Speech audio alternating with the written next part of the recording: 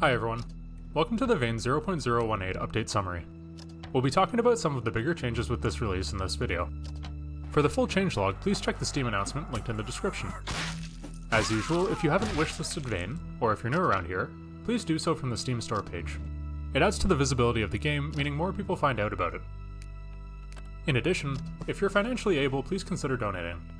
We are entirely self-funded, and all donations are used for development of the game. With that out of the way, let's get into it. We've added a tutorial to the game for new players. This is a simple quest that has you investigate and fix up a remote cabin. It's quite simple, but check it out when you have a chance. It may have some details you might have missed from just jumping in the game. Fluids like water or ketchup or engine oil or milk now have decay, rot, and cleanliness. Unrefrigerated consumable fluids can go bad, and engine oil and water now have a dirtiness level ranging from 0 to 100%. Mixing two fluids results in combining their decay levels, so you can now add clean engine oil to dirty engine oil and end up somewhere in between. We've added stat perks up to level 50 for all stats that have an effect in-game. Technically, there are now only a couple stats that do nothing, mostly to do with our planned NPC and human AI systems. All stats that can be leveled up in-game now affect gameplay via their perks.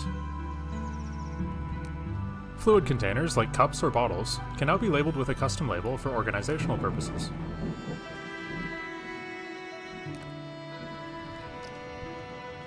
Clothes now take damage and can be repaired. Clothes become damaged whenever you do. If a zombie punches you, the clothing hit will be damaged slightly. Damaged clothes have less insulation and less damage protection effects. They can be repaired at a workbench. In addition, most clothes can now be burned as fuel in fire pits, fireplaces, and workbenches. Zombies now look at you. It's a subtle change, but makes them feel slightly less stupid. We've added a schematics table to the game. This is a workbench that lets you decode schematics and recipes for half the skill requirement that you'd normally need.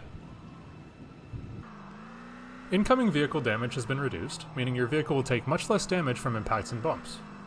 This was heavily requested by the community, who were getting frustrated with how fast vehicles broke down. Recently, we added the ability for TVs to play local video files.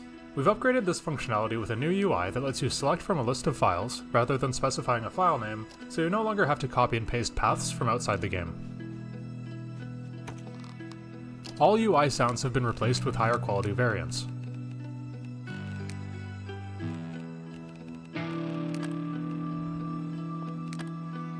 There's now a loading screen after character selecting creation while the area around you loads in. Cars now have alternators that charge the battery while the engine is running. They can function without the alternator, but the battery will lose charge over time. Car batteries do take damage over time, so you can't just use them forever. Gas tanks now leak gas when damaged, so the tank will quickly empty if the tank is sufficiently damaged.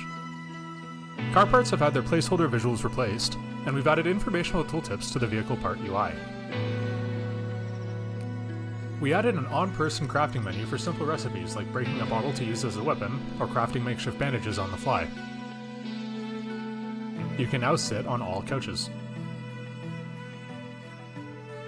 Crafting now progresses whether you're at a workbench or not. We got a lot of feedback about how annoying this was, so we've removed the requirement that you're physically at the workbench.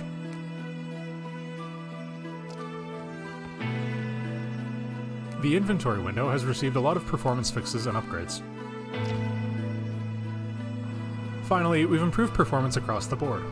Hosting a server in multiplayer has had performance doubled or tripled, and we've spent a lot of time making sure the game is running as smoothly as possible, even with multiple people connected to one server. So that about wraps up this update summary. Be sure to check the Steam announcement for the full changelog. In addition, many of you haven't joined our Discord server yet. If you want up-to-the-minute updates, we have a bot set up that publishes development activity as it happens, live. We're also super active there if you want to ask us questions. Links for everything are in the description. Thanks for watching, and we'll see you on the next one.